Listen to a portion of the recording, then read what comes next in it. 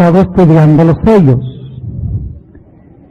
Y veo que hay muchas personas aquí en esta noche que no han estado durante el transcurso de toda la semana. Así que quisiera repasar brevemente lo que hemos estudiado para traernos hasta el lugar a donde vamos a estudiar esta noche. Si recuerdan, el sábado en la noche pasado estudiamos en cuanto a cómo interpretar los símbolos, porque en los sellos tenemos muchos símbolos, y si no sabemos cómo interpretar esos símbolos, no vamos a poder entender los sellos. La siguiente noche, el domingo en la noche, estudiamos la estructura general del libro de Apocalipsis, para que pudiéramos darnos cuenta a dónde ubicar específicamente los sellos. Y nos dimos cuenta que los sellos hay que ubicarlos dentro del marco de la historia de la iglesia cristiana, desde los días apostólicos hasta la segunda venida de Jesús. Luego el lunes en la noche estudiamos en cuanto a la visión introductoria. Analizamos esa gloriosa escena de Apocalipsis 4 y 5. Y nos dimos cuenta que esa escena pinta al Señor Jesucristo como habiendo ascendido al cielo. Y luego el Señor Jesucristo procede a romper los sellos y el séptimo sello se rompe en la segunda venida. Sin embargo, nos dimos cuenta que el libro no se abre en la segunda venida. El séptimo sello se rompe en la segunda venida. Pero el libro se lee ¿cuándo? Según estudiamos. El libro se abre y se lee después del milenio, después de los 1000 años. Es decir, que el romper del séptimo sello y el leer el libro son dos cosas distintas. Luego analizamos los primeros 3 sellos: el caballo blanco, el caballo rojo y el caballo negro. Entonces analizamos el caballo amarillo y entonces los mártires debajo del altar. Eso fue lo que estudiamos anoche. Ahora, en esta noche queremos analizar el sexto sello y un paréntesis que hay en el sexto sello. Quisiera invitarles en esta noche a abrir sus Biblias conmigo al libro de Apocalipsis. Apocalipsis, el capítulo 6, y vamos a leer el pasaje que relata el sexto sello. Dice lo siguiente, empezando en el versículo 12. Y miré, cuando él abrió el sexto sello, y he aquí fue hecho un gran terremoto, y el sol se puso negro como un saco de silicio, y la luna se puso toda como sangre, y las estrellas del cielo cayeron sobre la tierra, como la higuera echa sus higos cuando es movida de gran viento. Y el cielo se apartó como un libro que es envuelto, y todo monte y las islas fueron movidas de sus lugares. Y los reyes de la tierra, y los príncipes, y los ricos, y los capitanes, y los fuertes, y todo siervo, y todo libre, se escondieron en las cuevas y entre las peñas de los montes, y decían a los montes y a las peñas: caed sobre nosotros, y escondednos de la cara de aquel que está sentado sobre el trono, y de la ira del Cordero. Porque el gran día de su ira es venido, ¿y quién podrá estar firme? Este es el sexto sello.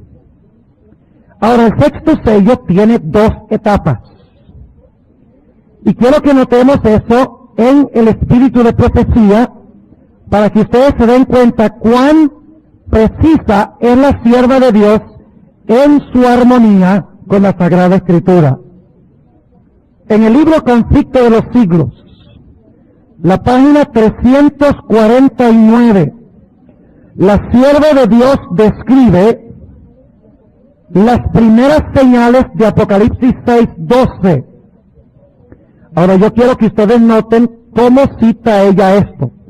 Ustedes se han dado cuenta que en esta serie hemos querido más que interpretar, hemos querido enseñarles cómo estudiar ustedes los sellos, cómo cuadrar el espíritu de profecía dentro del marco de cada uno de los sellos.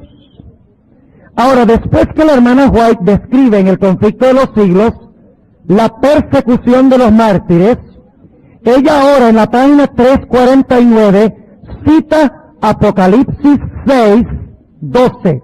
Y voy a leer como ella lo cita. El revelador describe así la primera de las señales que vendrá en las nubes, el revelador describe así la primera de las señales que iban a preceder el segundo advenimiento. Y luego cita Apocalipsis 6, 12, pero solamente una parte. Dice, fue hecho un gran terremoto, y el sol se puso negro como un saco de silicio, y la luna se puso toda como sangre. Ahora ella no ha citado el versículo 13, cita nada más el versículo 12. Ahora, ¿por qué razón? Porque en el capítulo donde se encuentra esta cita, el título es Heraldos de una nueva era.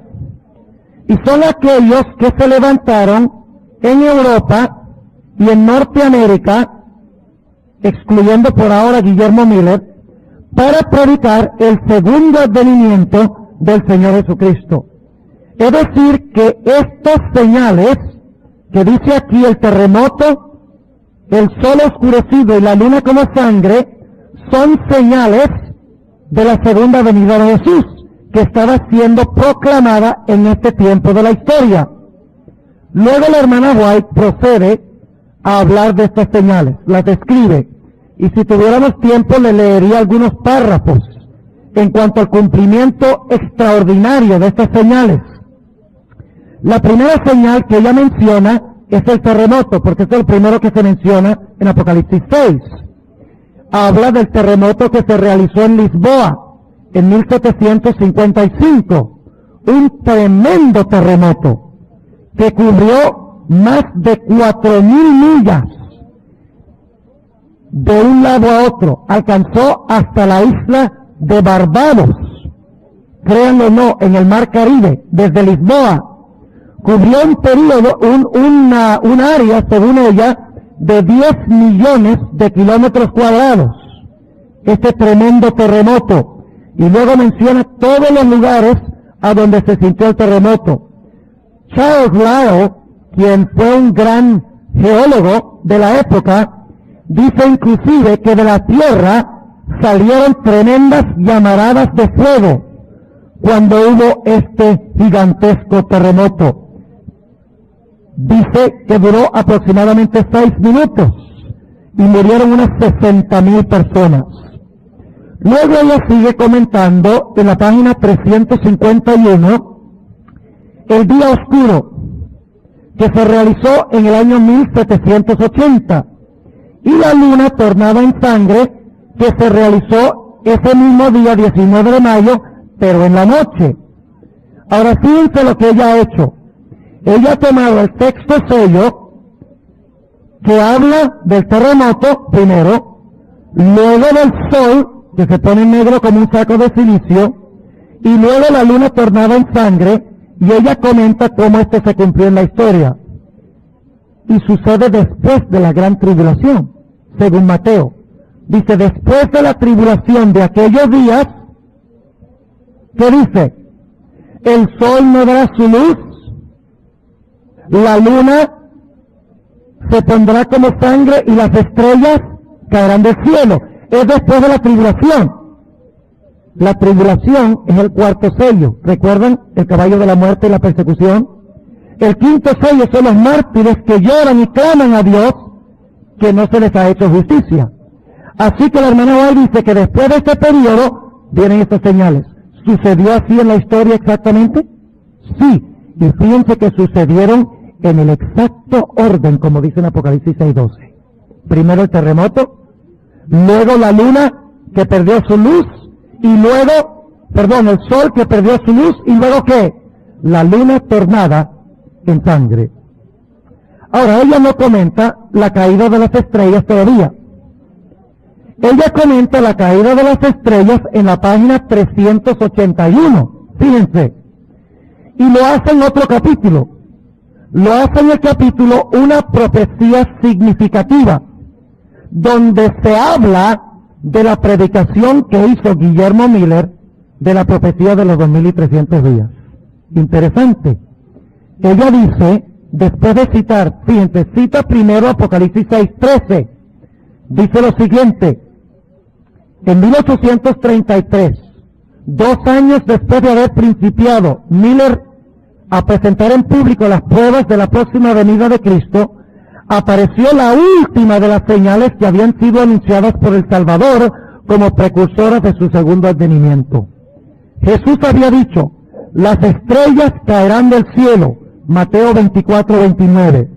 Y Juan, al recibir la visión de las escenas que anunciarían el día de Dios, declara en el Apocalipsis, las estrellas del cielo cayeron sobre la tierra como la higuera echa sus higos cuando es movida de gran viento. Y luego ella declara, esta profecía se cumplió de modo sorprendente y pasmoso con la gran lluvia meteórica del 13 de noviembre de 1833. 1755 el terremoto.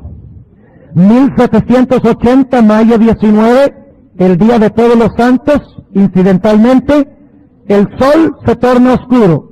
Esa misma noche, la luna se torna en sangre, y en 1833, las estrellas caen del cielo. Las señales se realizaron en el orden exacto, como dice en Apocalipsis, el capítulo 6. Pero ahora quiero que noten un punto muy importante. Después del versículo 13, hay un paréntesis. ¿De acuerdo? Ahora, vamos a leer otra vez el versículo 12 y 13. Y miré cuando él abrió el sexto sello, y he aquí fue hecho un gran terremoto, y el sol se puso negro como un saco de silicio, y la luna se puso toda como sangre, y las estrellas del cielo cayeron sobre la tierra, como la higuera echa sus higos cuando es movida de gran viento. Punto. El versículo 14 no se cumple sino hasta el futuro, a la segunda venida de Jesús. Ahora, ¿qué es este paréntesis entre el versículo 13 y el versículo 14 hasta el versículo 17? ¿Qué sucede durante ese paréntesis? La respuesta la tiene el conflicto de los siglos. Después que la sierva de Dios declara que estas señales se realizaron, las señales del versículo 12 y las señales del versículo 13, entonces procede en los capítulos del conflicto de los siglos a describir el juicio investigador. Ahora ustedes recuerdan en el quinto sello cuántas etapas habían. Habían 2. ¿Cuál es la primera etapa? Los mártires que murieron ¿cuándo? Durante la Edad Media. Ahora, se les dijo que ellos iban a recibir vestiduras blancas ¿cuándo? Cuando empezara ¿qué? El juicio. ¿Y en qué fecha empezó el juicio? En 1844. Y las señales estas, lo que hicieron fue anunciar que pronto se iba a iniciar ¿qué cosa? Pronto se iba a iniciar el juicio. Pero en el quinto sello también se habla de otro grupo de mártires. El grupo de mártires que van a morir en el tiempo de angustia previo, poco antes de regresar el Señor Jesucristo.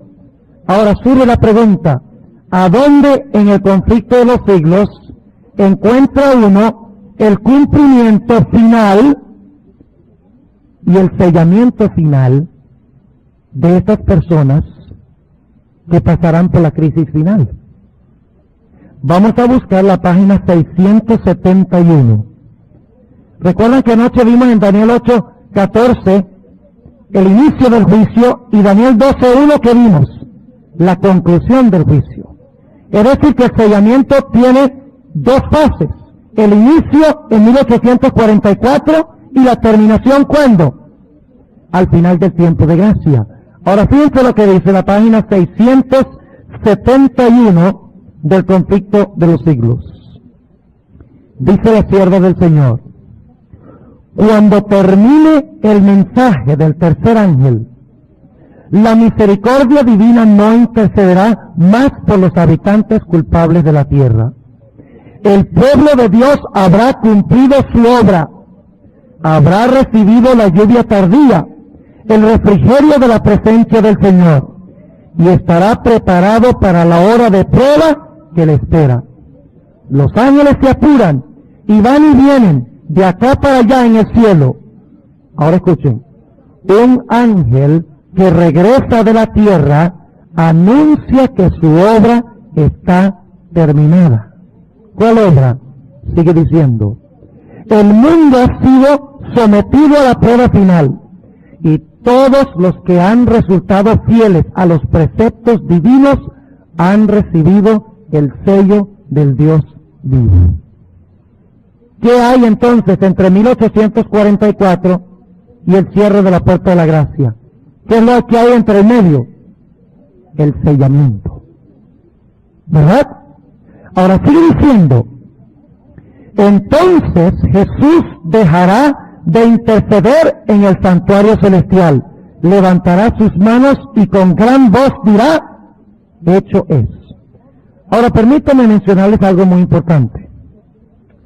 Hay personas que enseñan, y teólogos que enseñan, de que Dios primero va a sellar a los 144,000, y que luego entonces los 144,000 van a ganar la gran muchedumbre, y luego cuando hayan ganado la gran muchedumbre se va a cerrar la puerta de la gracia. Eso no es lo que enseña el Espíritu de Profecía. El Espíritu de Profecía es explícito que el último acto de Cristo antes del cierre de la puerta de la gracia es el sellamiento del último ser humano que está del lado de Dios. Lo dice aquí. Dice: el mundo ha sido sometido a la prueba final, y todos los que han resultado fieles a los preceptos divinos han recibido el sello del Dios vivo. Entonces Jesús dejará de interceder en el santuario. Déjenme preguntarles: ¿primero viene el sellamiento, luego se gana otra muchedumbre y luego se cierra la puerta, según esta cita? Absolutamente no. Ahora permítanme leerles una cita del libro Primeros Escritos, también muy interesante. Página 279, página 279. Noten lo que dice la sierva del Señor en cuanto a este asunto. 279. El título del capítulo es la terminación del mensaje, del tercer mensaje. Dice lo siguiente: se me señaló la época en que terminaría el mensaje del tercer ángel. El poder de Dios había asistido a sus hijos, quienes después de cumplir su obra estaban preparados para sobrellevar la hora de prueba que les aguardaba. Habían recibido la lluvia tardía o refrigerio de la presencia del Señor, y se había reavivado el viviente testimonio. Por todas partes había cundido la postrera gran amonestación, agitando y enfureciendo a los moradores de la tierra que no habían querido recibir el mensaje. Vi ángeles que iban y venían de uno a otro lado del cielo. Un ángel con tintero de escribano en la cintura regresó de la tierra y comunicó a Jesús que había cumplido su encargo, quedando sellados y numerados los santos. Fíjense. Vi entonces que Jesús, quien había estado oficiando ante el arca de los 10 mandamientos, dejó caer el incensario y alzando las manos exclamó en alta voz: consumado es.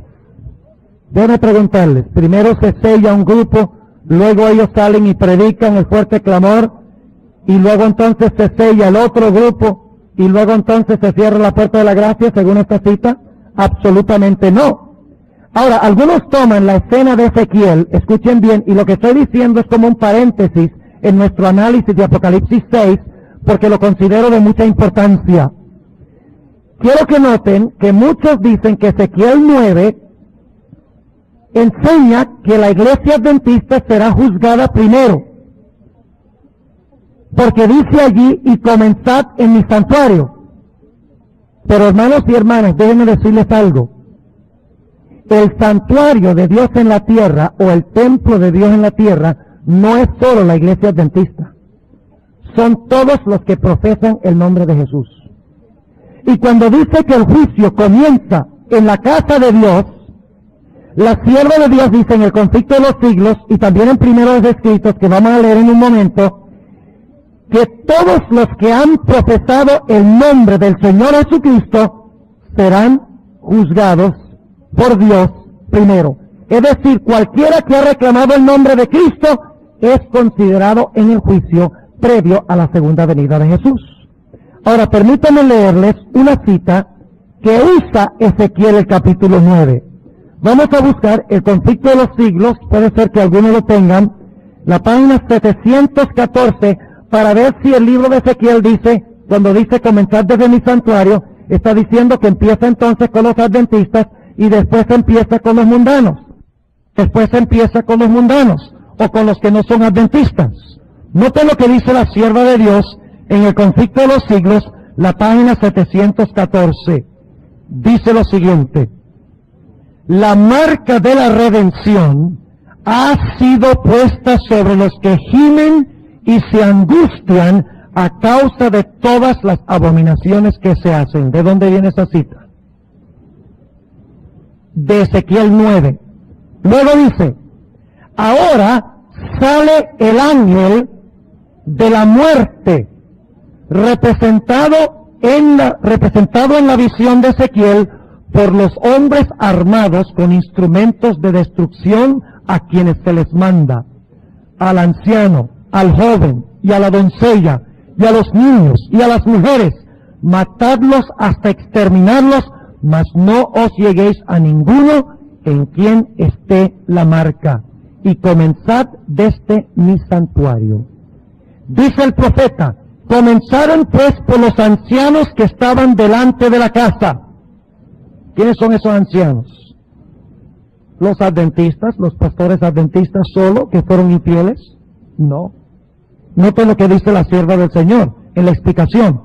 Dice, la obra de destrucción empieza entre los que profesaron ser guardianes espirituales del pueblo.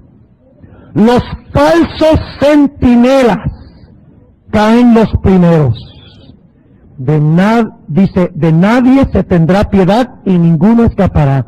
Hombres, mujeres, doncellas y niños perecerán juntos. ¿Quiénes son los que son castigados según esta cita? Empieza entre los que profesaron ser ¿qué? Guardianes espirituales. ¿Son solamente los pastores adventistas los que pretenden ser guardianes espirituales del pueblo? No. Y además de eso, la sierva de Dios, en la página anterior, dice lo siguiente: los hombres ven que fueron engañados, se acusan unos a otros de haberse arrastrado mutuamente a la destrucción, pero todos concuerdan para abrumar a los ministros con la más amarga condenación. ¿Cuáles ministros? Los pastores infieles profetizaron cosas lisonjeras, indujeron a sus oyentes a menospreciar la ley de Dios y a perseguir a los que querían santificarla. Ahora, en su desesperación, estos maestros confiesan ante el mundo su obra de engaño. ¿Quiénes son los falsos centinelas y los falsos ministros? Según la sierva de Dios. ¿Qué significa comenzar desde mi santuario? ¿Significa que la destrucción va a comenzar solo con los adventistas? ¿Significa que el sellamiento se va a hacer de los adventistas primero, luego van a salir a ganar la gran muchedumbre y entonces luego va a venir el sellamiento de la gran muchedumbre y entonces se cierra la puerta de la gracia? Eso no es lo que dice la sierva de Dios. Ahora volvamos un momentico al sexto sello. Hemos visto lo siguiente en nuestro análisis. El versículo 12 y 13, según el conflicto de los siglos, se cumple en 1755, 1780, 1833, y luego la hermana White habla del inicio del juicio investigador.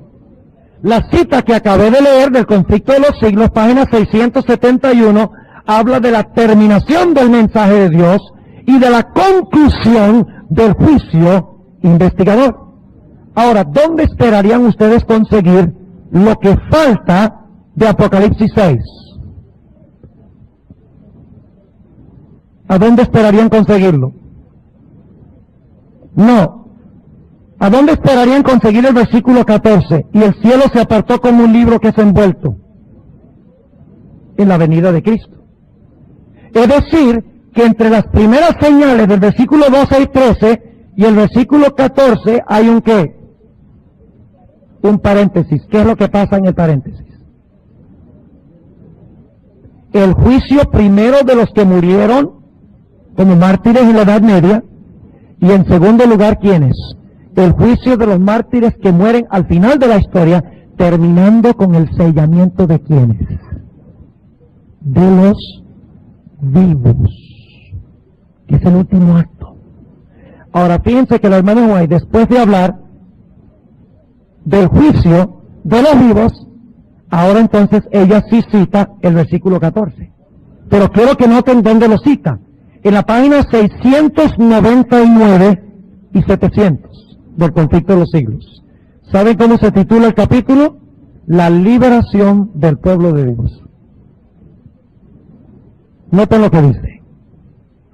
El Rey de Reyes desciende en la nube, envuelto en llamas de fuego. El cielo se recoge como un libro que se enrolla. ¿De dónde viene eso? Del versículo 14. La tierra tiembla ante su presencia, y todo monte y toda isla se mueven de sus lugares. Vendrá nuestro Dios y no callará. Fuego consumirá delante de él, y en derredor suyo habrá tempestad grande. Convocará a los cielos de arriba y a la tierra para juzgar a su pueblo. Y ahora noten de dónde cita la hermana White.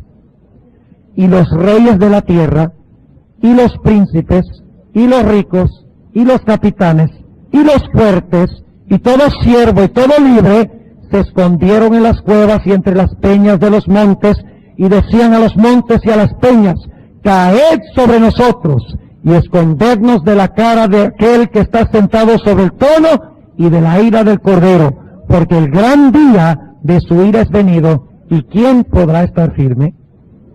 ¿Ven ustedes que hay mucha distancia entre el versículo 12 y 13 y el versículo 14 en adelante, donde el cielo se enrolla como un libro? Ahora la pregunta es, en el conflicto de los siglos, ¿qué es lo que pasa en el interino? ¿Qué es lo que pasa entre el medio, entre los dos puntos de tiempo? Cuando vienen las señales anunciando el inicio del juicio investigador, y cuando viene la señal, es decir, las señales finales, después del cierre de la gracia cuando Cristo regresa. ¿Qué pasó en el paréntesis? A ver, dígame, ¿qué pasó en el paréntesis? El juicio investigador. Es decir, las primeras señales anunciaron el inicio del juicio a través de Guillermo Miller. En ese contexto lo coloca la hermana White. Y la última referencia viene en relación con la segunda venida de Jesús. Es decir, en el medio se encuentra el sellamiento. Y ese es el paréntesis de Apocalipsis 7. Ahora, algunas personas dicen que estas señales en los cielos se van a repetir. Por ejemplo, que el sol se va a oscurecer, la luna se va a tornar en sangre, las estrellas del cielo van a caer de nuevo, que como Cristo no vino después de las señales en 1755 y en 1780 y 1833, entonces esas señales tienen que repetirse de nuevo. Pero la Biblia no enseña eso. La gente cita el libro de Joel, pero el problema es que no leen el libro de Joel con cuidado. Vamos a notar lo que dice el libro de Joel.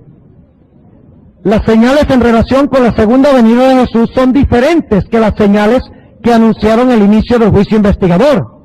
Noten lo que dice en el libro de Joel, el capítulo 2 y el versículo 10. Y está hablando de la segunda venida de Jesús aquí. Fíjense lo que declara. Delante de él temblará, ¿qué cosa? La tierra. Se estremecerán los cielos. El sol y la luna se oscurecerán. ¿Es igual eso que Apocalipsis 6? ¿Cuál es la diferencia? El sol se oscurece, pero en Apocalipsis 6, ¿qué pasa con la luna? Se pone como sangre, pero ¿qué pasa con la luna aquí? Se oscurece. Y note lo que sigue diciendo. Y las estrellas retraerán su resplandor. ¿Qué hacen las estrellas en Apocalipsis 6? Se ve muy bien su resplandor, ¿verdad? Pero aquí dice que retraen su resplandor. Es decir, que las señales del libro de Joel no es una repetición de las señales de Apocalipsis 6 en los cielos. Son señales diferentes. Y noten también lo que dice el capítulo 3 de Joel. El versículo 15 repite lo mismo. Dice, el sol y la luna se oscurecerán y las estrellas retraerán su resplandor. Y Jehová bramará desde Sión y dará su voz desde Jerusalén. Y temblarán los cielos y la tierra, mas Jehová será esperanza de su pueblo y la fortaleza de los hijos de Israel. Ahora, vamos a entrar a estudiar la última parte del sexto sello, el sellamiento de los que están vivos cuando el Señor Jesucristo regresa en poder y gloria. Vamos otra vez a Apocalipsis el capítulo 6, y recuerden que hay dos etapas con un paréntesis en el medio. Las dos etapas son 1755, 1780, 1833. Esa es la primera etapa, anunciando el inicio del juicio. La segunda etapa es cuando se cumple el versículo 14 en adelante, que viene después que se ha juzgado el resto de los mártires que faltan por morir y se han sellado a quienes, a los 144,000 que estarán vivos cuando Cristo regrese. Ahora queremos estudiar ese paréntesis. Vamos a leer el capítulo 6 y el versículo, empezando en el versículo 14 de nuevo. Y el cielo se apartó como un libro que es envuelto, y todo monte y las islas fueron movidas de sus lugares, y los reyes de la tierra y los príncipes y los ricos y los capitanes y los fuertes y todo siervo y todo libre se escondieron en las cuevas y entre las peñas de los montes, y decían a los montes y a las peñas, caed sobre nosotros y escondednos de la cara de aquel que está sentado sobre el trono y de la ira del Cordero, porque el gran día de su ira es venido, y ¿quién podrá estar firme? Ahora permítanme preguntarles, ¿qué evento están describiendo estos versículos? Ya lo leímos en el conflicto de los siglos, la segunda venida de Cristo. Ahora noten que el capítulo 6 termina con una pregunta. Cuando el Cordero venga, ¿quién podrá estar firme o quién podrá estar en pie? ¿Dónde está la respuesta? En el capítulo 7. Ahora déjenme preguntarles, ¿el capítulo 7 está en orden cronológico con el capítulo 6? En orden de tiempo, el capítulo 7, los primeros 8 versículos, ¿vienen después de lo que sucede en el capítulo 6? No. Eso es uno de los puntos que tenemos que reconocer cuando estudiamos Apocalipsis. Es que Apocalipsis no está en orden cronológico. Apocalipsis alcanza el clímax y luego regresa para relatar eventos. Nuevamente alcanza el clímax y regresa otra vez para relatar más eventos antes del clímax. Y así es que en el capítulo 6 se hace la pregunta, cuando Cristo venga, ¿quién podrá estar firme? La respuesta es, los que hayan sido sellados antes. Ahora queremos en esta noche hablar de los 144,000 y el tiempo está volando rapidísimo y es un tema largo, pero vamos a ver hasta dónde podemos alcanzar. Los puntos claves que queremos tratar en el capítulo 7 y el versículo 1 al 8 son los siguientes. ¿Quiénes son los 144,000 y en qué periodo de la historia viven? Pregunta número 2. ¿El número 144,000 es literal o es simbólico? Ya dijeron simbólico. Entonces ya ese punto no hay que cubrirlo. Punto número 3. ¿Estará la hermana Elena G. de White entre los 144,000? No, bueno, no tenemos que cubrir eso tampoco, qué bueno. Número 4. ¿Qué ¿cuáles fuentes bíblicas tenemos para estudiar el tema de los 144,000? ¿De dónde estudiamos este tema? ¿Solo Apocalipsis 14? ¿Solo Apocalipsis 7? ¿O hay otros pasajes? Yo voy a compartir con ustedes esos pasajes. No los vamos a leer, pero se los voy a mencionar. Porque muchos van a conseguir el cassette. Voy a mencionar muchas referencias y versículos, etcétera, para que luego ustedes consigan el cassette y lo estudien con más amplitud. Ahora, pregunta número 5. ¿Qué quiere decir el libro de Apocalipsis cuando declara que los 144,000 son vírgenes? ¿Y por qué son vírgenes masculinos y no femeninos?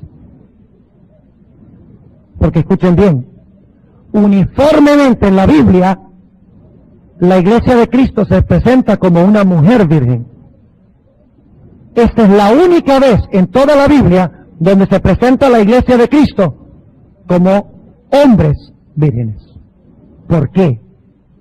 Bueno, y finalmente queremos repasar las características del carácter de los 144,000. Hablemos en primer lugar de las fuentes para estudiar los 144,000. El número 144,000 se menciona solo en 2 lugares.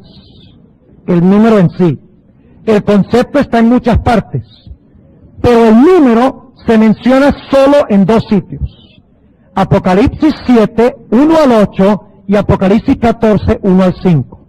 Son las únicas 2 veces que se da el número. Pero en Apocalipsis 15, 2 al 4, sabemos que está hablando de los 144,000, porque repite muchas de las características que menciona Apocalipsis 14, 1 al 5 y Apocalipsis 7, 1 al 8.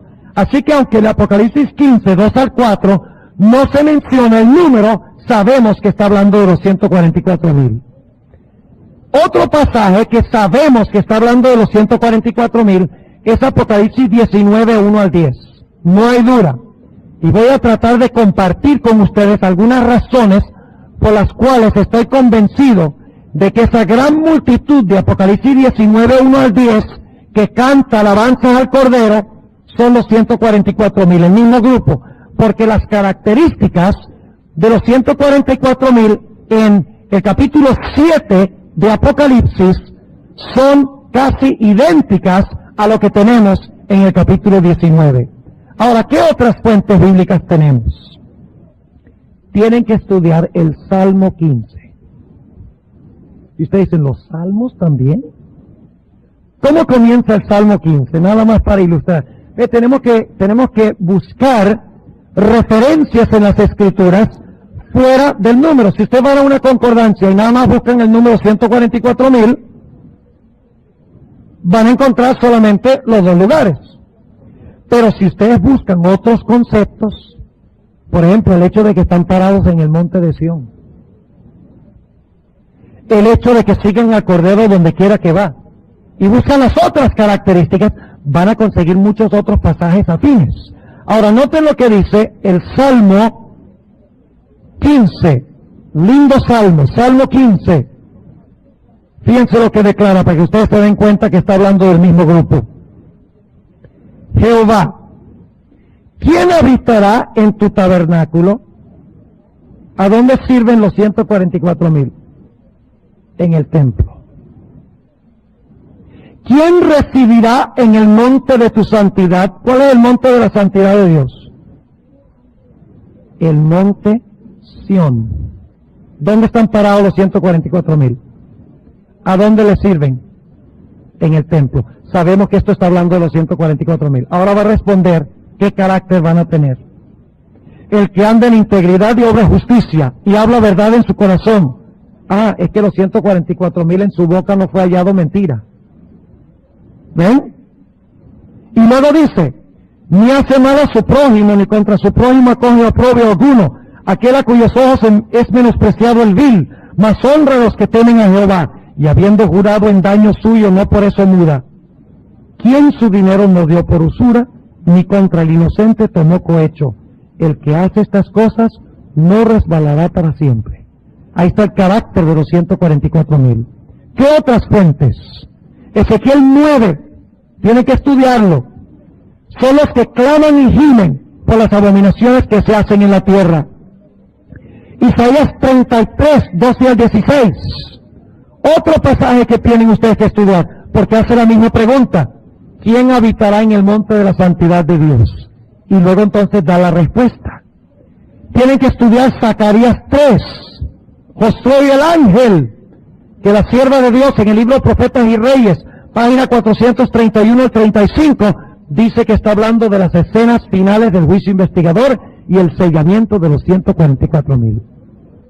Tienen que estudiar también Joel 2, 1 al 18, porque en Joel 2 se hace la misma pregunta que en Apocalipsis 6, 17, porque el gran día de su ira es venido, ¿y quién podrá estar firme? La idéntica pregunta en Joel 2:11. Así que hay que estudiar lo que viene antes y lo que viene después. Deben estudiar también Malaquías 3, 1 al 5, y Éxodo 14 y 15. Ahora fíjense, si nosotros estudiáramos todos estos pasajes, tendrían que de verdad traerse la almohada, porque no terminaríamos esta noche. Pero les estoy dando las referencias para que ustedes las examinen a la luz del tema de los 144,000. Ahora vamos a contestar otra pregunta. ¿Quiénes son los 144,000 y en qué etapa de la historia viven? La respuesta a esta pregunta es muy sencilla. Ellos viven al final de la historia. Son los que están vivos cuando Cristo regrese en poder y gloria. Ustedes ya sabían eso, ¿verdad? Ahora, ¿lo saben comprobar con la Biblia? ¿Saben comprobar con la Biblia que ellos van a vivir al final de la historia? ¿Son los que van a estar vivos cuando Cristo regrese? ¿Lo pueden comprobar con la Biblia? ¿Cómo lo hacen? Bueno, vamos a repasar. El capítulo 6, la última parte, dice, el gran día de su ira es venido, ¿quién podrá estar firme? ¿Y cuál es la respuesta? Los 144,000 sellados. ¿Están ellos vivos cuando Cristo regresa? Ahí está. Y ahora fíjense, en Apocalipsis 14, 1 al 5, donde habla de ellos parados sobre el monte de Sión y se habla del carácter de los 144,000, ¿han notado ustedes lo que viene inmediatamente antes de eso? Viene la prueba con respecto a la bestia, su imagen y la marca de la bestia, ¿sí o no? Y luego dice que Juan los ve en el monte de Sión victoriosos. Es decir, que ellos pasaron ¿por qué prueba? Por la prueba de la bestia, su imagen y su señal. ¿Y cuándo es eso? Al mero final de la historia. Y Apocalipsis 15 dice claramente que ellos pasaron por la crisis final. Noten lo que dice Apocalipsis 15, y el versículo 2. Y vi así como un mar de vidrio mezclado con fuego, y los que habían alcanzado la victoria sobre la bestia, y su imagen, y su señal, y del número de su nombre, estar sobre el mar de vidrio, teniendo las arpas de Dios. Entonces los 144,000 pasan por la prueba final con respecto a la bestia, su imagen, su marca, su número y su señal, ¿sí o no? La Biblia es clara. Entonces, ¿cuándo viven los 144,000? Al final de la historia. Ellos pasarán vivos, ¿por qué? Por el tiempo de angustia de Jacob. Ahora vayamos a otra pregunta. No voy a leer una cita del conflicto de los siglos, lo vamos a leer después. ¿Estará Elena G. White entre los 144,000? La hermana White nunca dijo ni una sola vez que ella estará entre los 144,000. Ella sí dice que estará con los 144,000. Pero con y entre son dos cosas muy distintas. Si estuviera entre los 144,000, tendría que estar viva durante el tiempo de angustia. Tendría que estar viva durante el sellamiento final. Ahora, algunos han entendido mal una carta que la hermana White le escribe a un hermano que perdió a su esposa. Y se encuentra en Mensajes Selectos, tomo 2, páginas 300 y 301. Dice ella allí, confortando a este hermano, estimado hermano, casi no sé qué decirle. La noticia de la muerte de su esposa fue abrumadora para mí. Casi no pude creerla. Y ahora a duras penas puedo admitirla. Dios me dio una visión el último sábado de noche y se la voy a referir. Vi que ella estaba sellada. Ay, ay, ay, estaba sellada. ¿Qué hacemos con eso? ¿Cuántas etapas tiene el sellamiento? ¿Cuántas? Déjame preguntarle, ¿los mártires fueron sellados? ¿Recibieron su manto blanco, sí o no? Pero hay otro sello al final. Hay un paréntesis en el sexto sello, ¿sí o no? Y en el paréntesis comienza con el juicio investigador y termina cuando termina el juicio investigador, según estudiamos, ¿sí o no? Entonces, ¿tiene sentido de que ella está sellada? Claro que sí. Dice, vi que ella estaba sellada, que se levantaría y se pondría en pie sobre la tierra y estaría con los 144,000. Estaría como con los 144,000. Déjenme decirles, hay una diferencia entre decir entre y con. ¿Qué significa entre? Significa incluido en el grupo. ¿Qué significa con? Durante esta semana yo estoy con ustedes, pero yo estoy entre el pueblo adventista en amarillo, porque yo soy de allá. ¿Entienden? Ahora, ¿en qué sentido separará la hermana White y esta otra hermana con los 144,000? No vamos a estudiar la resurrección especial, pues no vamos a tener tiempo, pero la hermana White y todos los que murieron en el mensaje del tercer ángel, y esto se puede comprobar bíblicamente, estarán con los 144,000 presenciando toda la segunda venida de Cristo desde el principio hasta el fin. Pero los demás muertos que no murieron en el mensaje del tercer ángel, ellos solo van a despertar ya cuando Cristo llegó. Ellos no van a ver toda la segunda venida de Jesús. Ahora, los que estuvieron en la reunión saben que yo hablé con lujo de detalle en cuanto a la resurrección especial. Allí sí tratamos el tema muy abarcantemente, y los que estuvieron, pues seguramente han escuchado los cassettes o estuvieron allí. Todavía los pueden conseguir con el hermano Juan Suárez. No vamos a tocar la resurrección especial, pero nada más les voy a mencionar que el conflicto de los siglos, páginas 695 y 96, habla de este grupo. Ellos resucitan cuando se ve esa nube como del tamaño de la mitad de un puño humano.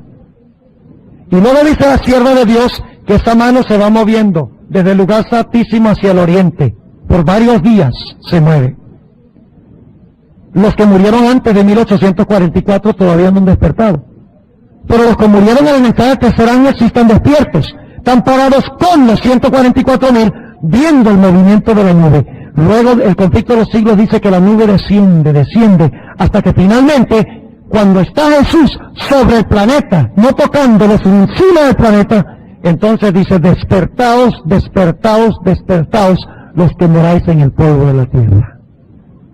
Es decir, que los que mueren en el mensaje del tercer ángel son bienaventurados porque presenciarán las escenas finales del tiempo de angustia de Jacob y verán la venida de Jesús de comienzo a fin. Qué gran privilegio estar en el mundo durante esos días, cuando dice que la sinagoga de Satanás, que insistió en pisotear la ley el sábado, tendrá que lanzarse a los pies de los hijos de Dios y confesar de que Dios en verdad amó al remanente de Dios. Ahora vamos a hablar de si el número es literal o simbólico. Esa es una pregunta que siempre surge. ¿Es literal el número o es simbólico? Yo quiero decirles personalmente que creo que es simbólico. Y quiero compartir con ustedes las razones por las cuales yo no tengo duda de que es simbólico. Número 1. El libro de Apocalipsis habla en lenguaje simbólico. En Apocalipsis 14 y Apocalipsis 7 tenemos símbolos. Por ejemplo, en esos dos capítulos tenemos 24 ancianos, tenemos los 4 ángulos de la tierra, tenemos un cordero, tenemos vientos, árboles, tribu de Israel, sello, tierra, mar, vestiduras blancas, vírgenes, primeros frutos, es decir, primicias, todo eso es lenguaje simbólico. Entonces, ¿qué debe ser el número también? El número también debe ser simbólico. Segundo, si solamente va a haber 144,000 vivos cuando Cristo venga, ni uno más ni uno menos, eso suena bastante arbitrario. Suena casi como si fuera ¿qué? Predestinación. Porque es muy improbable que accidentalmente nada más resulten exactamente 144,000 personas vivas, ni uno más ni uno menos. Tercero, la palabra 1000 en la Biblia y en el espíritu de profecía no siempre significa exactamente. Entonces tienen que ser judíos literales. ¿Sí o no? ¿De acuerdo? Ahora, ¿qué hemos estudiado todas las mañanas aquí? ¿Quién es Israel? Según lo que hemos estudiado aquí abundantemente de la Biblia. ¿Quién es Israel? ¿Israel es literal o espiritual? ¿Las tribus son literales o espirituales? Ah, pero el número sí es literal. ¿Ah? No. No podemos decir que las tribus son simbólicas. Las tribus de Israel son simbólicas. Israel es simbólico. Pero el número 144,000 es que es literal.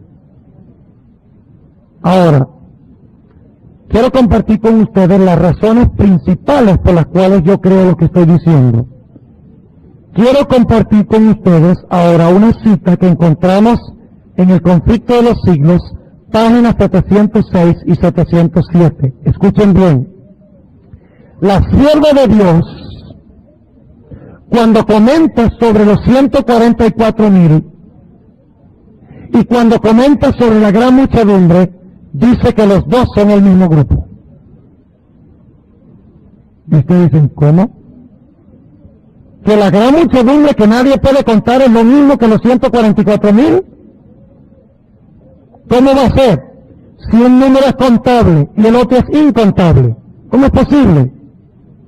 Bueno, en un momento lo voy a explicar, pero déjenme leerles del Espíritu de Profecía lo que dice el Conflicto de los Siglos 706 y 707. Dice, delante del trono, sobre el mar de cristal, ese mar de vidrio que parece revuelto con fuego por lo mucho que resplandece con la gloria de Dios, háyase reunida la compañía de los que salieron victoriosos de la bestia y de su imagen y de su señal y del número de su nombre.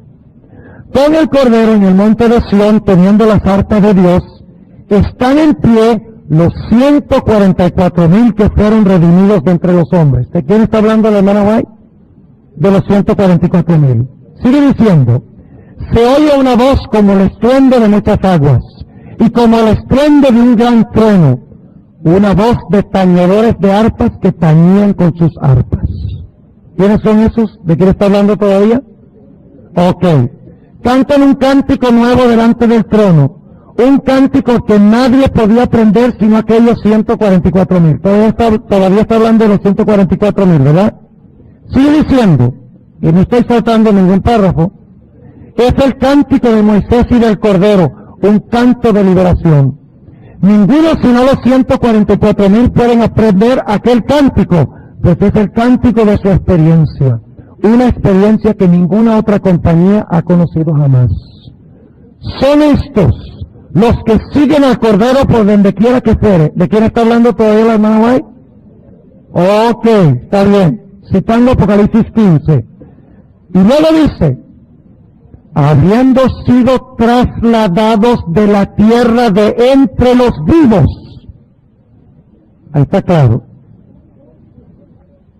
Son contados por primicias para Dios y para el Cordero. ¿De quién está hablando todavía?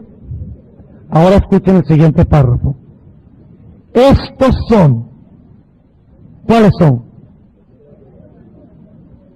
Estos son los que han venido de grande tribulación. ¿De dónde es esa cita? Esa cita en Apocalipsis está hablando de la gran muchedumbre, no de los 144,000. Escuchen, estos son los que han salido de gran tribulación. Han pasado por el tiempo de angustia, cual nunca ha sido desde que ha habido nación. Han sentido la angustia del tiempo de la aflicción de Jacob. Han estado sin intercesor durante el derramamiento final de los juicios de Dios. ¿Qué es la gran tribulación? ¿Cómo lo define la hermana White? Lo define como el tiempo de angustia, la angustia del tiempo de la aflicción de Jacob. Han estado sin intercesor durante el derramamiento final de los juicios de Dios. Los que salieron de grande tribulación han pasado por el tiempo de angustia final, ¿sí o no? Ahora sigue diciendo, pero han sido librados, pues han lavado sus ropas y las han blanqueado en la sangre del Cordero. ¿De cuál grupo es esta cita? De la gran muchedumbre. Pero está hablando de los 144,000 todavía, porque pasan vivos por el tiempo de angustia. Sigue diciendo, ahora va a citar Apocalipsis 14, otra vez, que habla de los 144,000. Dice, en sus bocas no ha sido hallado engaño. Están sin mácula delante de Dios. Y ahora vuelve a citar un versículo que habla de la gran muchedumbre. Dice, por esto están delante del trono de Dios y le sirven día y noche en su templo. Y el que está sentado sobre el trono tenderá su pabellón sobre ellos. ¿Qué está haciendo la sierva de Dios? Está usando intercambiablemente, ¿qué cosa? Los 144,000 y la gran muchedumbre. Sigue diciendo, han visto la tierra asolada con hambre y pestilencia.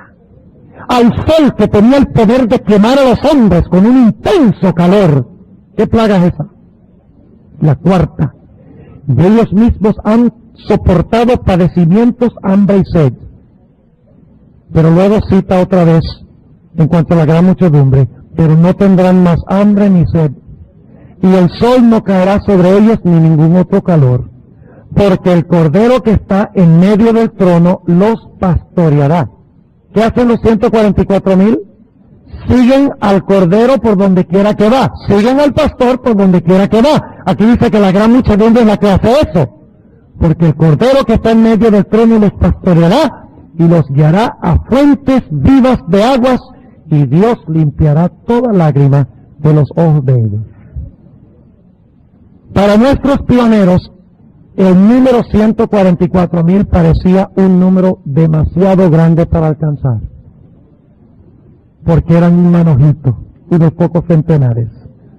Para nosotros que vivimos en un mundo de 5,000 millones de habitantes, el mundo parece increíblemente pequeño.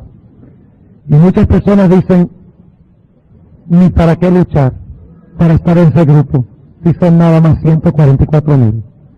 Pero la sierva de Dios dice que habrá mucho más que 144,000, porque los 144,000 son la gran muchedumbre que nadie podía contar. Ahora ustedes dicen, ¿cómo es posible que un número sea contable e incontable? Dios le dijo a Abraham, sal y cuenta las estrellas si puedes. ¿Sí le dijo eso? ¿Podía Abraham contar las estrellas? Pero yo les pregunto, ¿puede Dios contarlas? Salmo 147, 4 y 5 dice, Él cuenta el número de las estrellas, a todas llama por sus nombres. Es decir, que la gran muchedumbre es incontable desde la perspectiva de ¿quién?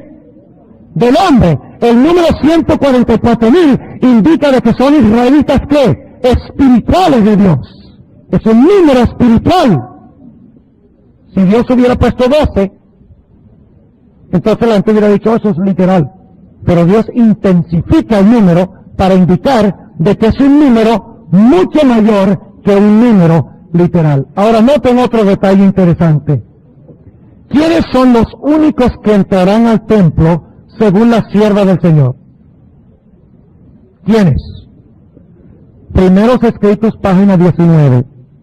Dice ella, en la página 19 de Primeros Escritos, cuando íbamos a entrar en el santo templo, Jesús alzó su melodiosa voz y dijo: únicamente los 144,000 entran en este lugar. ¿Quiénes son los únicos que entran en el templo? Pero ahora fíjense lo que dice Apocalipsis 7 en cuanto a la gran muchedumbre. Dice en el capítulo 7 y el versículo 15: por esto están delante del trono de Dios y le sirven día y noche en su templo. Ahora déjenme preguntarles, ¿el número puede ser literal si es lo mismo que la gran muchedumbre que nadie podía contar? ¿Qué les parece? ¿Puede ser literal el número 144,000 si es lo mismo que la gran muchedumbre que nadie podía contar? Claro que no. Ahora noten otro dato interesante. La sierva de Dios dice, en Primeros Escritos, página 16, dice que los 144,000 se pararon sobre el mar de vidrio en un cuadrado perfecto. ¿Saben ustedes lo que dice la sierva de Dios en cuanto a eso en el conflicto de los siglos? Ella dice en el conflicto de los siglos que la gran muchedumbre es la que se para en un cuadrado perfecto. Ahora fíjense lo que está haciendo la sierva del Señor. Está usando intercambiablemente ¿qué? La gran muchedumbre y los 144,000. Ahora, ¿por qué razón sucede esto? Vamos a explicar por qué. En Apocalipsis 7, 1 al 8, encontramos que Dios está hablando del sellamiento de la generación final. Es decir, está hablando de la iglesia militante que se encuentra todavía ¿dónde? En la tierra. Mientras que la última escena, a partir del versículo 9 hasta el versículo 17, está hablando de la iglesia ¿qué? Triunfante. Ahora, noten un detalle muy importante que no quiero que pierdan. En el capítulo 7 y el versículo 4 nos dice lo siguiente. Van a preguntarle, ¿Juan vio a los 144,000? ¿Los vio? Lo siento mucho, no los vio. Por lo menos al principio del capítulo no los vio. Note lo que dice el versículo 4. Y oí el número de los señalados. 144,000 señalados de todas las tribus de los hijos de Israel. Es decir, que cuando Dios le habla del número 144,000, Él solamente ¿qué? Solo oye. Pero ¿qué dice de la muchedumbre? Versículo 9. Después de estas cosas miré, y he aquí una gran compañía que ¿qué?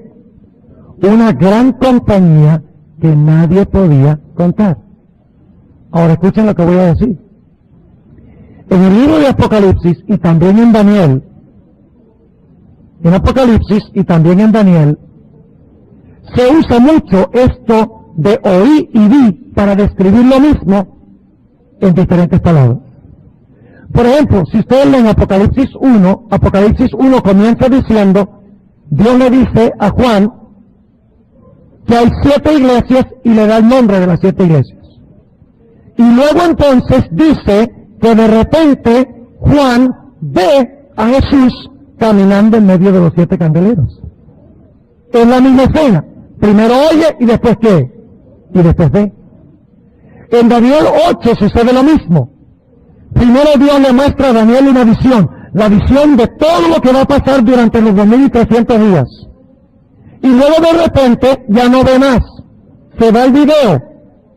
Y nada más oye a 2 seres hablando en el cielo. Y uno le pregunta a otro, ¿hasta cuándo va a suceder esta visión que le hemos mostrado? Y entonces viene la respuesta audible, hasta 2300 días y el santuario será purificado. Es decir, que el ver y el oír describe lo mismo, y a veces inclusive en formas aparentemente contradictorias. Note lo que dice el capítulo 5. Capítulo 5, nuevamente, oír y ver. Dice en el versículo 5, y uno de los 7 ancianos me dice, no llores, he aquí el león de la tribu de Judá, la raíz de David, que ha vencido para abrir el libro y desatar sus sellos. ¿Vio Juan al león? ¿Lo vio? No, no lo vio. Dice que ¿qué? El anciano le dijo, ¿pero qué ve Juan cuando ve? Versículo 6, y miré, y aquí en medio del trono y de los 4 animales, y en medio de los ancianos estaba un cordero como inmolado. ¿El león y el cordero son lo mismo? A ver, pueblo, representan el mismo personaje, ¿sí o no? Pero ¿cómo un león puede ser un cordero? La misma pregunta hago yo, ¿cómo pueden 144,000 ser una muchedumbre que nadie puede contar? ¿Están entendiendo lo que estoy diciendo? Dios está describiendo lo mismo. Juan oye el número por la importancia del número primero, y luego entonces Dios le muestra el grupo representado por el número. Ahora, permítame ampliar un poquito más este punto para que ustedes puedan entender mejor. Noten lo que dice Apocalipsis 7 y el versículo 1 al 8. Noten los detalles. 7, 1 al 8. Y hubiera sido bueno tener la pizarra, pero no lo tenemos, así que vamos a imaginárnoslo en nuestra mente. Dice en el capítulo 7, 1, y después de estas cosas que vi. Ahora vamos al versículo 9. Y después de estas cosas, miré. Después de estas cosas vi. Después de estas cosas que miré. Y noten lo que dice el versículo 4. Y oí el número de los señalados. Él ve los 4 ángeles, ¿verdad? Él ve otro ángel que desciende con el sello, pero él ve a los 144,000. No, él oye el número y luego ve una gran compañía que nadie puede contar. Ahora fíjense lo que dice otra vez el versículo 4. Y oí, ¿qué cosa? El número. Ahora vamos abajo. Vamos al versículo 9. Dice, y ve una compañía que nadie podía ¿qué? Contar. Fíjense, oí el número. Vi una compañía que nadie podía contar. Ahora vamos a notar otro detalle más. Dice en el versículo 4, 144,000 señalados de qué?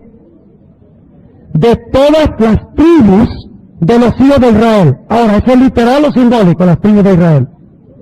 Es simbólico porque fíjense la explicación cuando habla de la gran muchedumbre. Dice, después de esta cosa miré una gran compañía la cual nadie podía contar. ¿Y de dónde eran ellos? De todas las gentes y linajes y pueblos y lenguas. Es decir, ¿qué es Israel según Apocalipsis? Es gente de todo el mundo. Ahora fíjense lo que sigue diciendo. En el capítulo 7 dice que están señalados en los primeros versículos.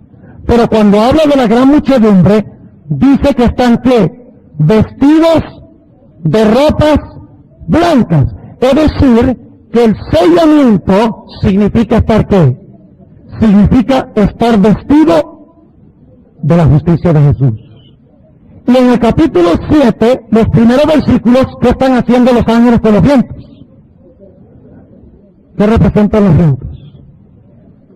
Representan, cuando se sueltan los vientos, ¿viene qué cosa? ¿Cuándo es que se sueltan los vientos finalmente? ¿Hasta cuándo los ángeles detienen los vientos? Hasta que se cierra la puerta de la gracia. ¿Y luego qué pasa cuando termina cierra la puerta de la gracia? Se sueltan. ¿Y viene qué cosa? La gran tribulación. ¿Correcto? Ahora déjenme preguntarles. ¿La gran muchedumbre pasa por la gran tribulación? Ahora fíjense lo que tenemos. En el 7, 1 al 8 son sellados.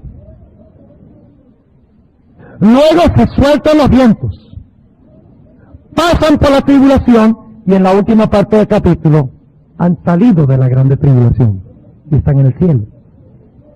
Es decir, que el capítulo 7, 1 al 8, describe la iglesia todavía en la tierra militante, mientras que la última parte del capítulo describe a la iglesia como la iglesia triunfante, exactamente. ¿Entienden lo que estamos diciendo?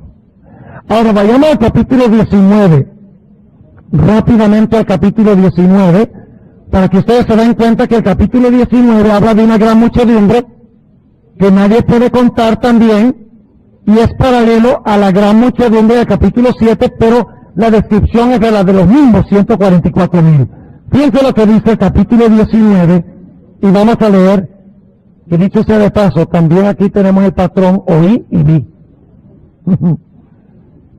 Dense cuenta, versículo 1. Después de estas cosas oí una gran voz de gran compañía. ¿Es la misma gran compañía? Sí, solo que ahora oiga la gran compañía. En el cielo que decía, aleluya, salvación y honra y gloria y potencia al Señor Dios nuestro, porque sus juicios son verdaderos y justos, porque Él que ha juzgado a la grande ramera, que ha corrompido la tierra con su fornicación y ha vengado la sangre de sus siervos de la mano de ella. Ahora entonces yo pregunto, ¿tenemos una gran compañía? ¿Sí o no? ¿Pasaron por la gran tribulación? Claro que sí. ¿Vivieron en el tiempo de la ramera? ¿Qué tiempo es ese? ¿Ese no es el tiempo de la bestia, su imagen, su señal y su número? ¿Sí o no? Claro que sí. Ahora nota lo que dice el versículo 3. Y otra vez dijeron, aleluya, y su humo sube para siempre jamás. Y los 24 ancianos y los 4 animales se postraron en tierra y adoraron a Dios que estaba sentado sobre el trono diciendo, amén, aleluya. Y salió una voz del trono. Hay un trono en el capítulo 19, en el capítulo 7 también. Los que están en el capítulo 7 salieron de la gran tribulación con respecto a la bestia y su imagen. Capítulo 19 también. ¿Están los 24 ancianos y los seres vivientes en los dos contextos? ¿Hay palabras de adoración, las mismas palabras en los dos contextos? ¡Claro que sí! Versículo 5, le salió una voz del trono que decía, load a nuestro Dios todos sus siervos, y los que le teméis, así pequeños como grandes.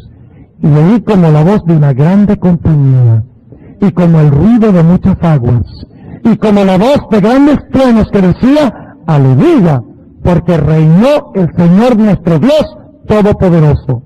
Gocémonos y alegrémonos, y démosle gloria, porque son venidas, ¿qué cosa? Las bodas del Cordero, y su esposa se ha aparejado. ¿Cuál es la esposa del Cordero? ¿Toda la iglesia? ¿Ah? Los que son fieles. ¿Los mártires son parte de la esposa final de Cristo? No. No. Ahora los tengo sorprendidos.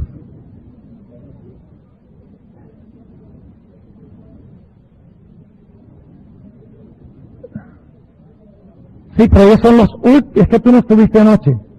Son los últimos mártires que están en otro grupo, los del capítulo 20. Ahora voy a leer una cita dentro de un momento, no se preocupen. Porque son venidas las bodas del Cordero. ¿Con quién se va a casar Cristo? ¿Con cuál iglesia? ¿Con una iglesia que tiene mancha y arruga? Ah, fíjense. Porque son venidas las bodas del Cordero y su esposa se ha aparejado. Y le fue dado que se vista de lino fino, limpio y brillante, porque el lino fino son las justificaciones de los santos. Y él me dice, escribe, bienaventurados los que son llamados, y mejor la palabra allí es mejor invitados, convidados. Bienaventurados los que son convidados a la cena del Cordero. Y él me dijo, estas palabras de Dios son verdaderas. Y yo me eché a sus pies para adorarle. Y él me dijo, mira que no lo hagas, yo soy siervo contigo y con tus hermanos que tienen el testimonio de Jesús. Adora a Dios, porque el testimonio de Jesús es el espíritu de profecía. Ahora, ¿cuándo es que la esposa de Cristo alcanzará el grado que se menciona aquí? Voy a leer del Conflicto de los Siglos, un versículo que hemos leído muchas veces, la página 478, donde la sierva de Dios dice lo siguiente: cuando esta obra, es decir, la obra del juicio investigador en el contexto, haya quedado consumada, los discípulos de Cristo estarán listos para su venida. Entonces la ofrenda de Judá y de Jerusalén será grata a Jehová, como en los días de la antigüedad y como en los años de remotos tiempos. Entonces, la iglesia que nuestro Señor recibirá para sí será una iglesia gloriosa, no teniendo mancha, ni arruga, ni cosa semejante. ¿Cuál es la esposa final del Cordero? Los 144,000. ¿De eso está hablando Apocalipsis 19, 1 al 10? ¿Se ha preparado la esposa, sí o no? Pues que Cristo se va a casar con una esposa muerta.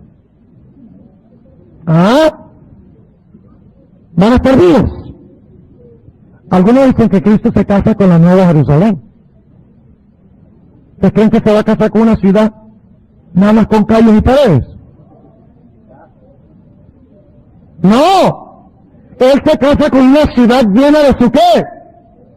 De su esposa, de gente.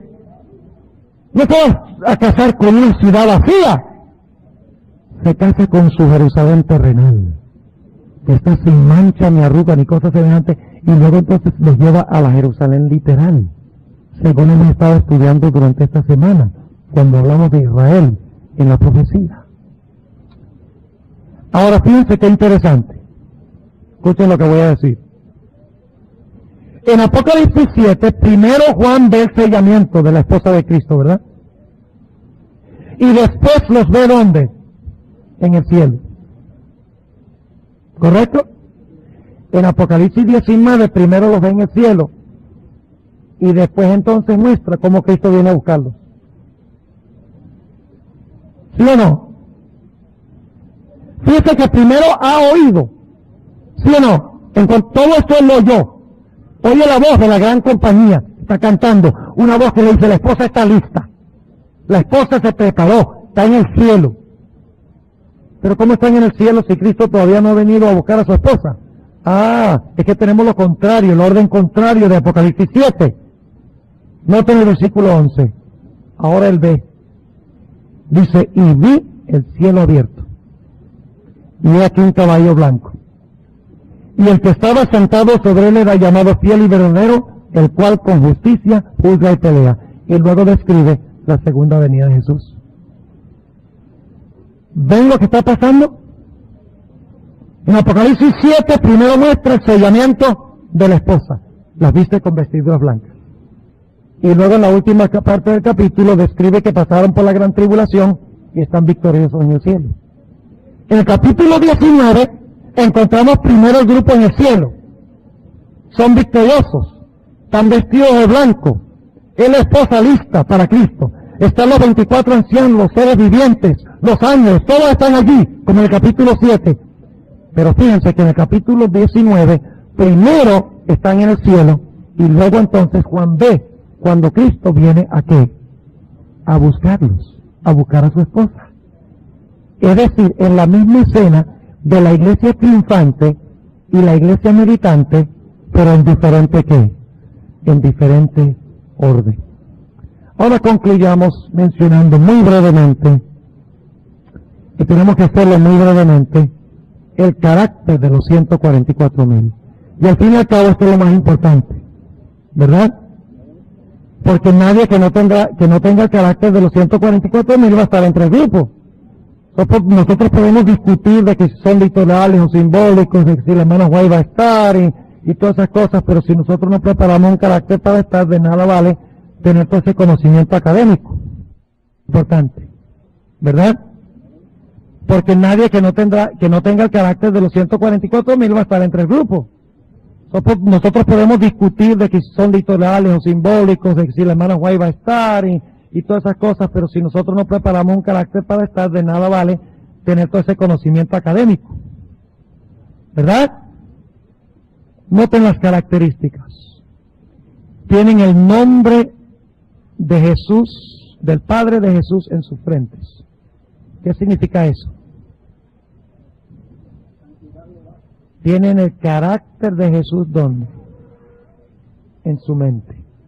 Déjenme preguntarles, ¿el que controla su mente, controla todo su ser? ¿Sí o no? Cuando Satanás posee la mente de una persona, como David Koresh, ¿lo controla también su cuerpo? ¿Y todo lo demás? Sí. La mente de los 144,000 será 100% de ¿quién? De Cristo. Segundo, cantan un cántico nuevo de Moisés y del Cordero, y hablamos una tarde en cuanto a eso, el paralelo entre las dos historias. Nadie puede aprender ese cántico sino los 144,000. No es que los demás no lo entiendan, sí lo van a entender, las palabras, pero no lo van a poder cantar igual. ¿Han oído de los Negro Spirituals? ¿Sabe lo que son Negro Spirituals? Himnos que crearon la gente de color en los Estados Unidos cuando eran esclavos. Yo he escuchado cuartetos de blancos y cuartetos de negros cantar spirituals, y los blancos no pueden cantar como los negros. Porque es el cántico de su ¿qué? De su experiencia. Una experiencia por la cual no ha pasado nadie, sino ese grupo. Número 3, tienen el sello de Dios. ¿Qué es el sello de Dios? Mañana en la mañana ese va a ser el tema, el sello de Dios. El sello de Dios es la observancia del sábado como señal externa de una relación interna con Jesús.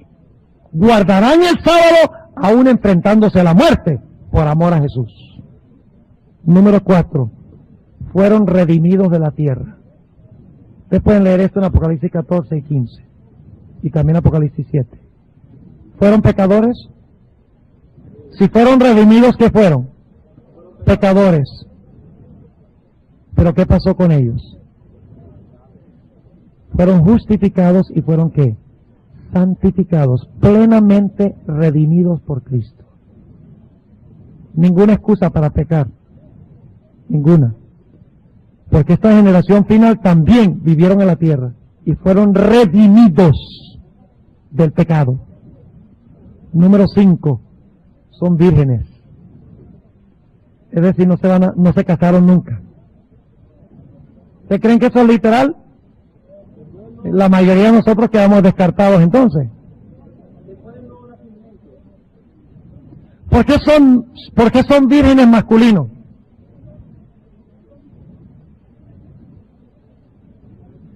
Ahora fíjense.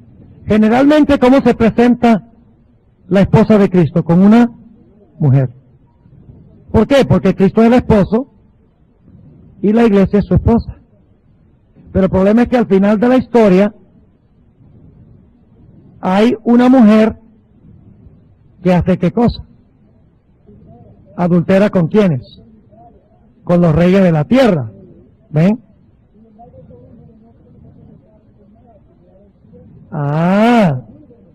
Ahora, si se usara una mujer, no tendría mucha lógica decir que la esposa de Cristo no se mezcló con mujeres.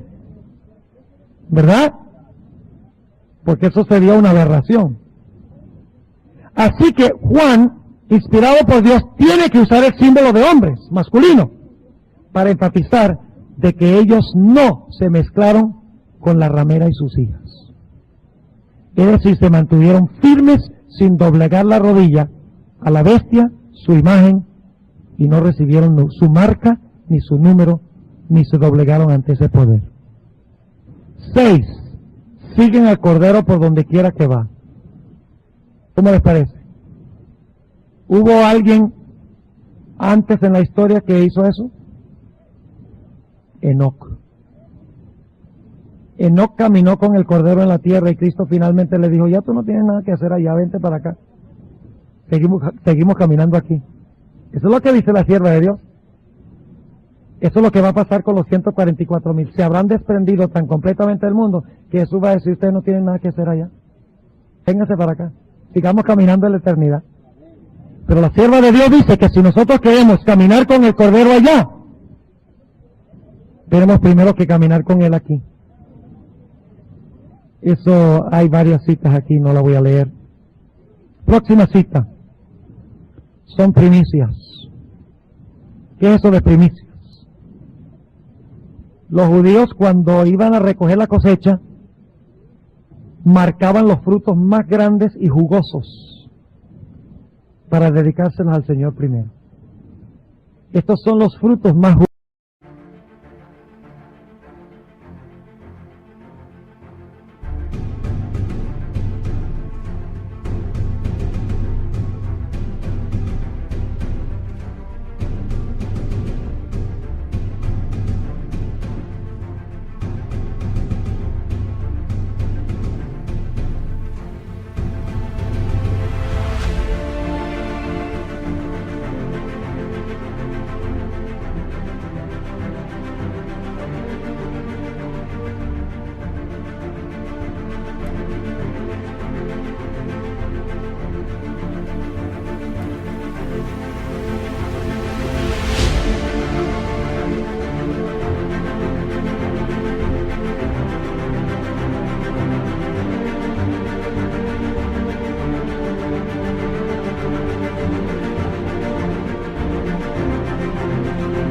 Gozos de Dios,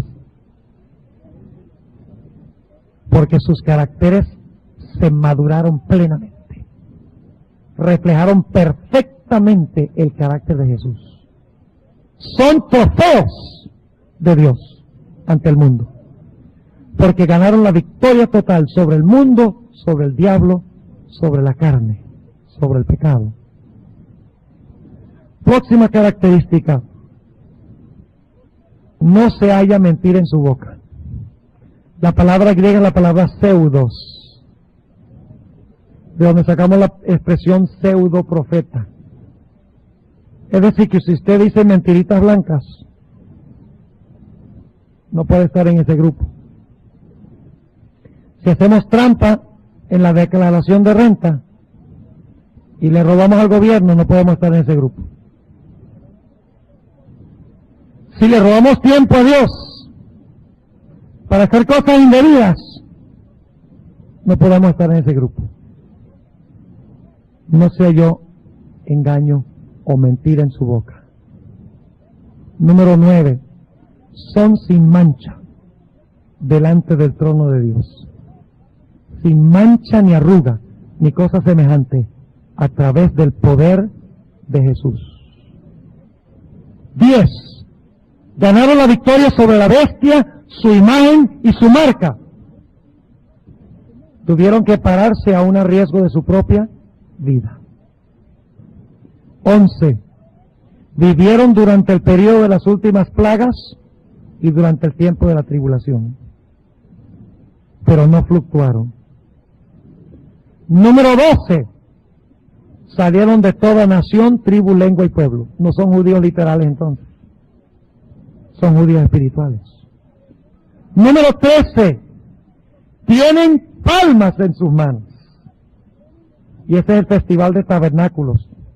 Así que el sellamiento debe ser el día de expiación, porque después del día de expiación, la gran muchedumbre tiene palmas. La fiesta de tabernáculos que venía después del día de expiación. Y finalmente, sirven a Dios en su templo día y noche. El único grupo en la historia que tendrá este privilegio. Quiero leer una cita final para terminar. Tenemos que desarrollar un carácter que pasará victorioso.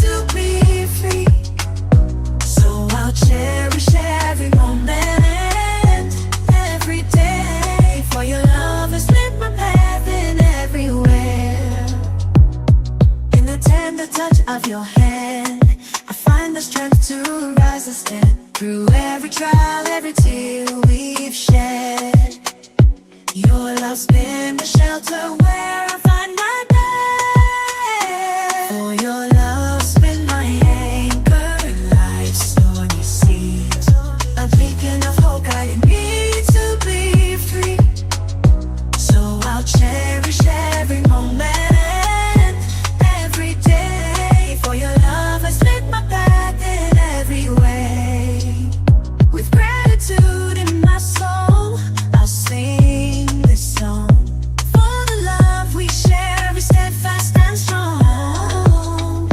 poderosamente durante este periodo de la tribulación. Fíjense lo que dice la sierva de Dios. Tremenda cita. Ahora, ¿cuándo? Ahora, mientras que nuestro gran sumo sacerdote está haciendo propiciación por nosotros, debemos tratar de llegar a la perfección en Cristo.